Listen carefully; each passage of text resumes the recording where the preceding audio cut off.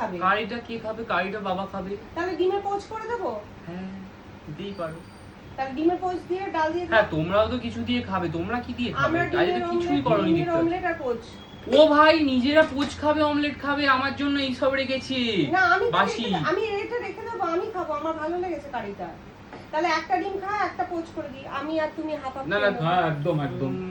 না না না না না না তোমরাই খাও, আমাকে অমলেট দাও, ডাল দিয়ে খাবো। আমি ভালো এখন লাগে ভাত আমার নিয়ে এইসব বসবি? এত রিচ খাবার খেতে। আমার ভাতটা ঠান্ডা হবে। তুমি আগে কেন বললে না জিনিসটা? বা আগে কেন করে রাখলে ডিমটা? বাদ পড়ে বাবা। তোমার কোনো সেন্স নেই গো, সেন্স নেই বাবা। তোর জন্যই তো, সেই জন্য তো মা বললো যে রিমোর জন্য দুটো ডিম রেখে দিই, কারিটাও ভালো লেগেছে, কালকে তো বললি ভালো হয়েছে। আরে আর ওটা দিয়ে কারিটা দিয়ে ভাতটা মেখে ভালো খেতে লাগলেই পারবি। কি সবসময় অল্প খেতে একটু হবে? খেতে থাক, একটা খেতে ডিম থাক। অল্প একটু খেতে না না থাক। আমার ভেজে দুটো দিচ্ছি। অমলেট লাগবে। তাহলে একটা ডিম খাচ্ছি, দুটো হ্যাঁ অমলেট হ্যাঁ করবো। করে দিচ্ছি। তো করো তাহলে।